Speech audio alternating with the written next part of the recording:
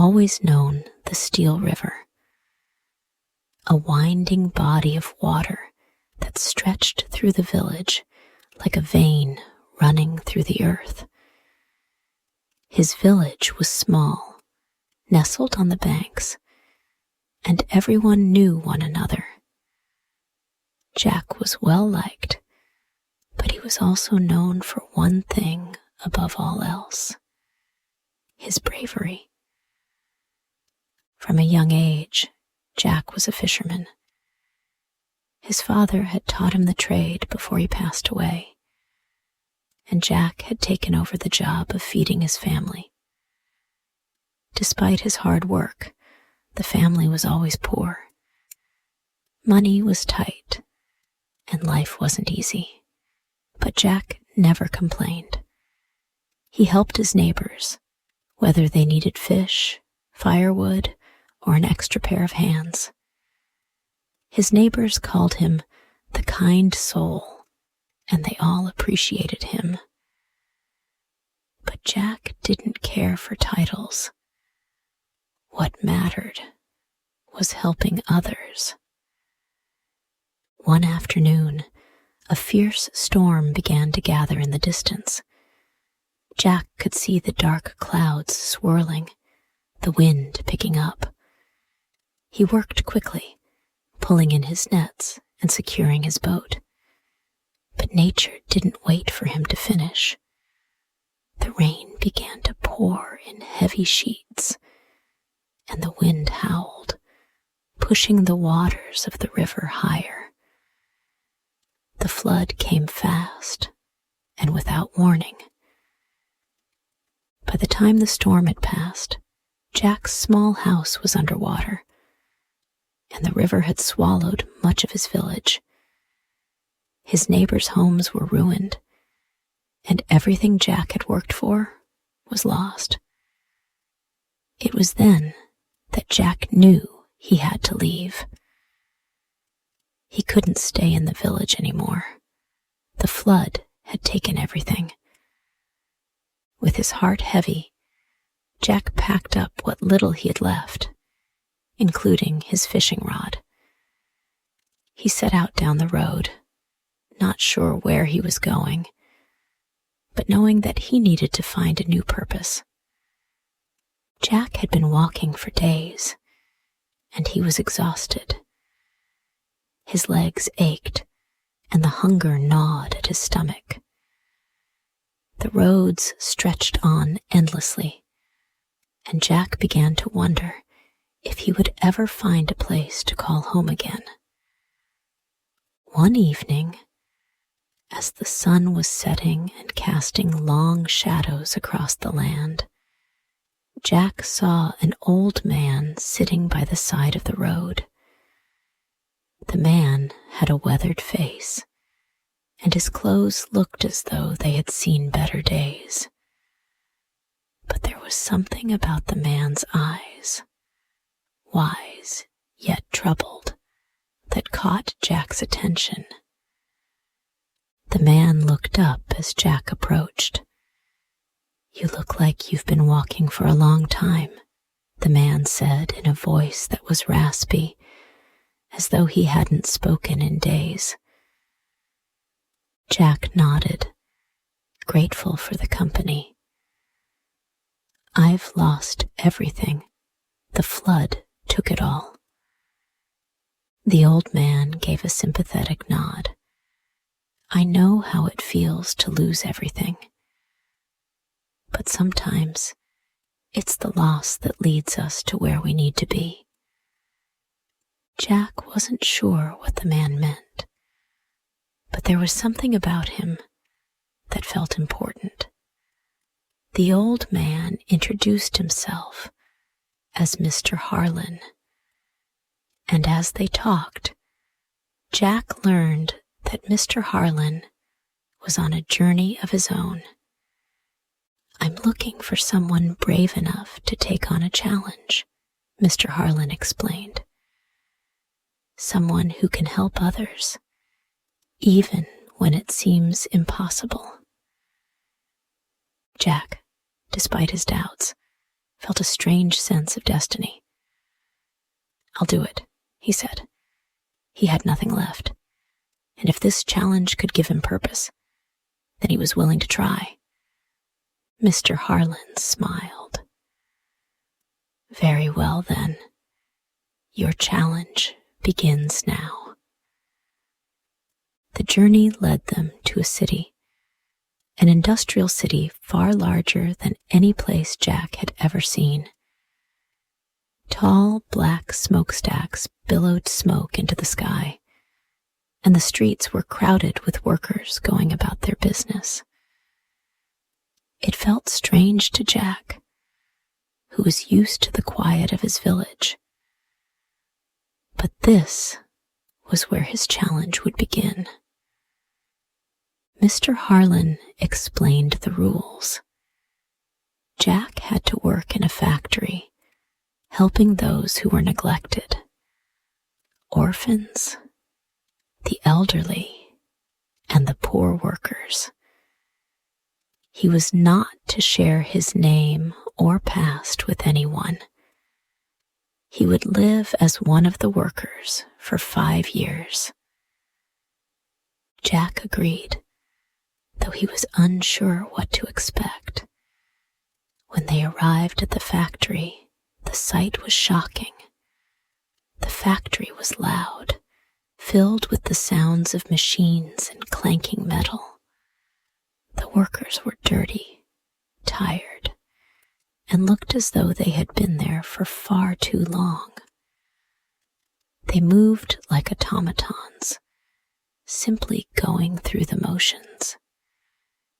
Mr. Harlan gave Jack a simple job, working at a machine that made small parts for tools. Jack quickly realized how hard the work was. His hands were sore by the end of the day, and his back ached. But there was something worse than the physical labor: the way the workers were treated.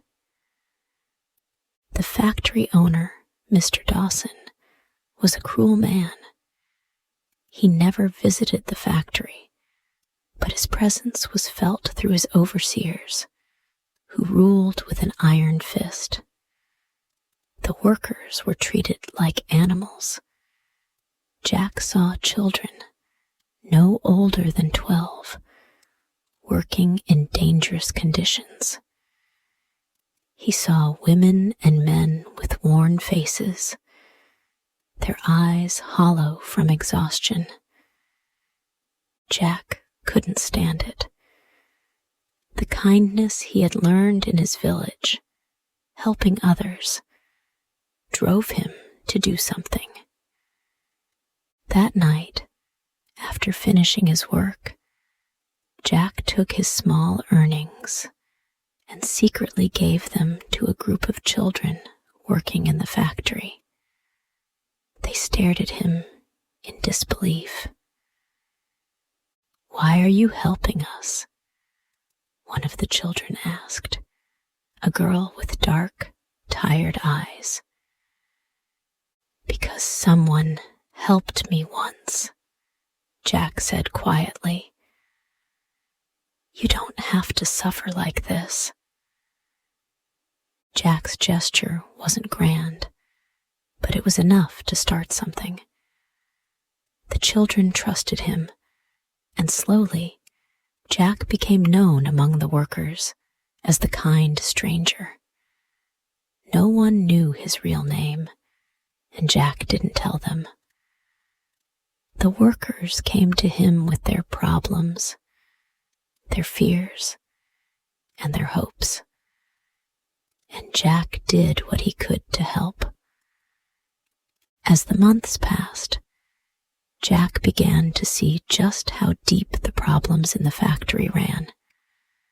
The workers were treated poorly, forced to work long hours with little rest.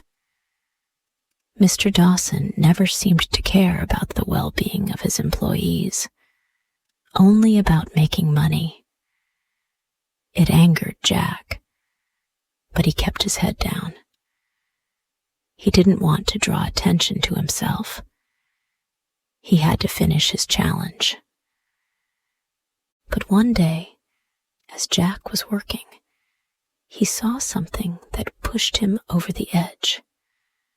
A young girl, no older than 12, collapsed from exhaustion.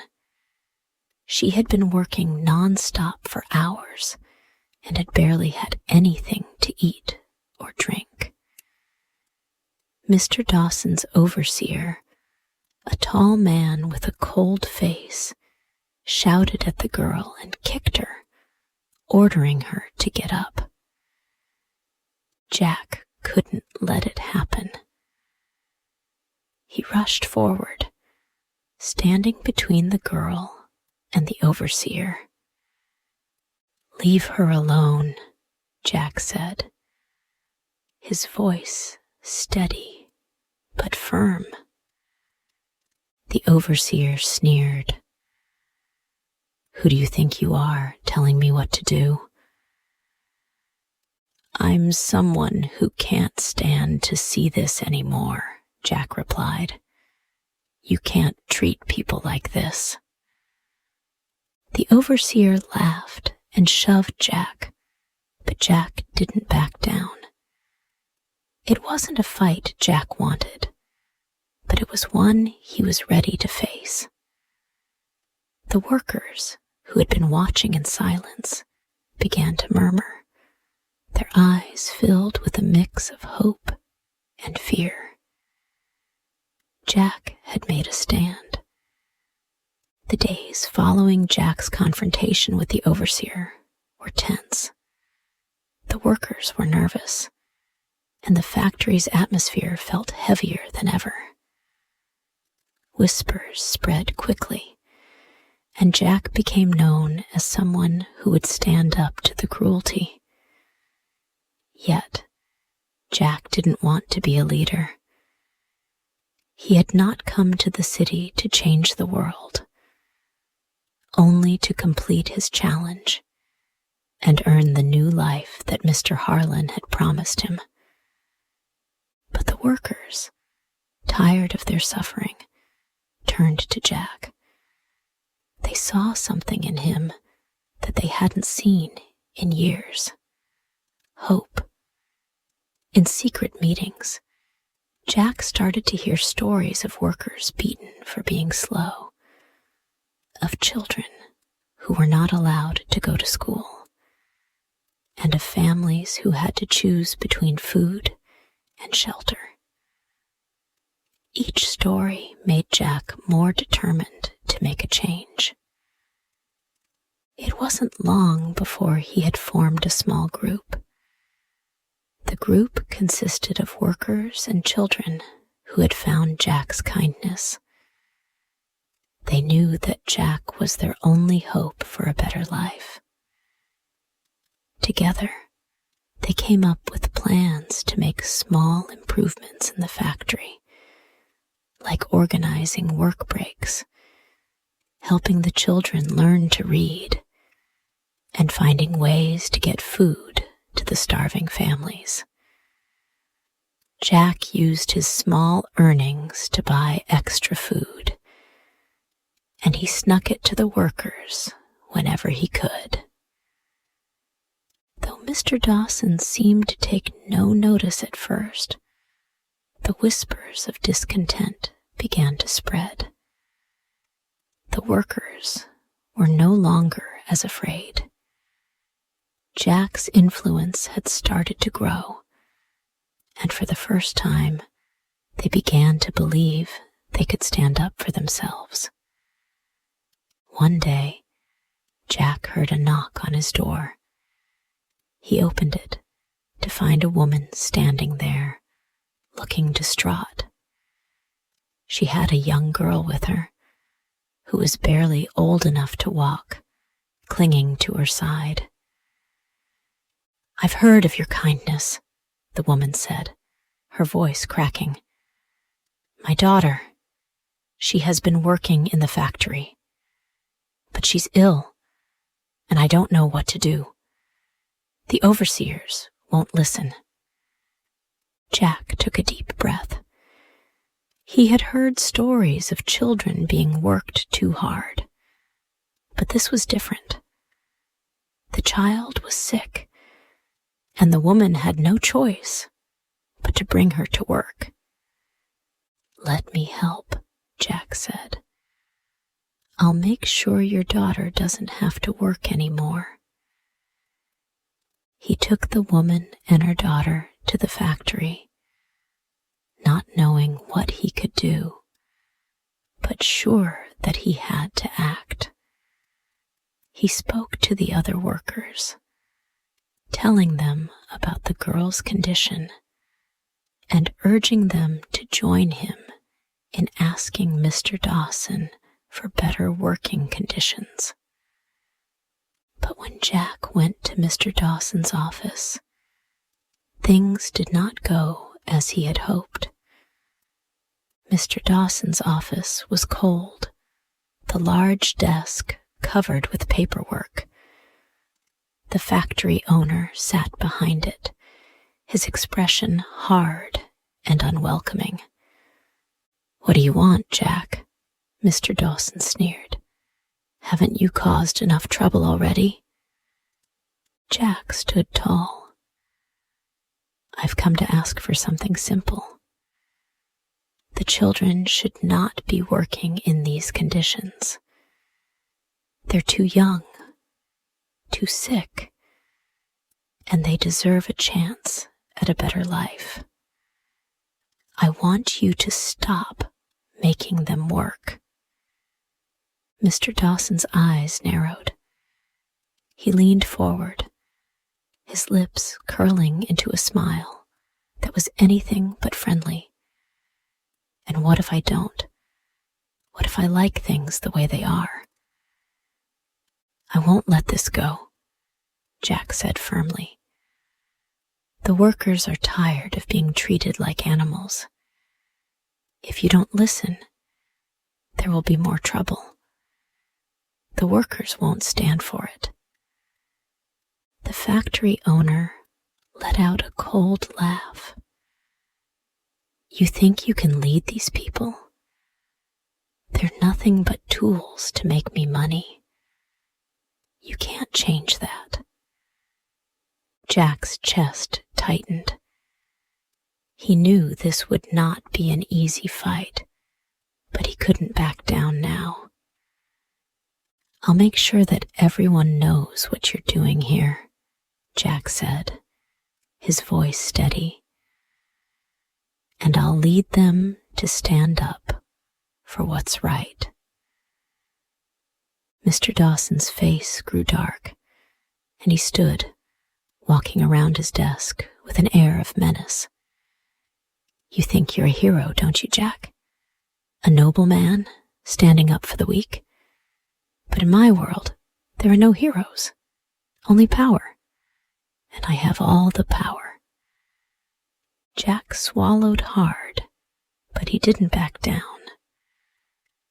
"Maybe you do, but it won't last forever." "Leave my office," Mr. Dawson said, his voice low and threatening. Jack didn't say anything more. He turned and walked out, knowing that things were only going to get worse before they got better. He could feel Mr. Dawson's eyes burning into his back as he left the room. As Jack walked back to the factory floor, his thoughts raced. What would happen next? Would Mr. Dawson listen to him? Or would he crush them all? Word quickly spread that Jack had stood up to Mr. Dawson, and the workers rallied behind him. Jack became a symbol of hope, and even those who had been too afraid to speak out began to find their courage. The factory, that had once been a place of fear and silence, was now alive with a new energy. The workers began to demand better conditions. They started to work together, helping each other when times were tough and sharing their small victories. Jack's bond with the children in the factory grew stronger. He made sure they were fed and cared for, and he found small ways to teach them about the world beyond the factory walls. Every day he worked harder, earning the respect of the workers and slowly becoming their leader. One of the children, a girl named Lily, had become very close to Jack. She was small for her age, with curly hair and big brown eyes that held a sadness far beyond her years. She often brought him notes and drawings, showing her gratitude for his kindness. "Mr. Jack," she said one day, "thank you for everything. You're the only one who's ever been nice to me." Jack smiled at her, though his heart ached for the pain she had endured. "You don't need to thank me, Lily. You deserve better." But Jack knew that the work wasn't over. The final test was yet to come. Mr. Dawson wouldn't simply give up his hold over the factory. Jack had no doubt that the fight for the workers' freedom would only escalate from here. And yet, he didn't fear it. Jack had learned that real courage wasn't in fighting with fists, but in standing up for what was right, no matter the cost. He had seen the suffering of the workers and the joy of making a difference in their lives. And for that, he was willing to risk everything. Now, from this point, the story will be continued in the next part.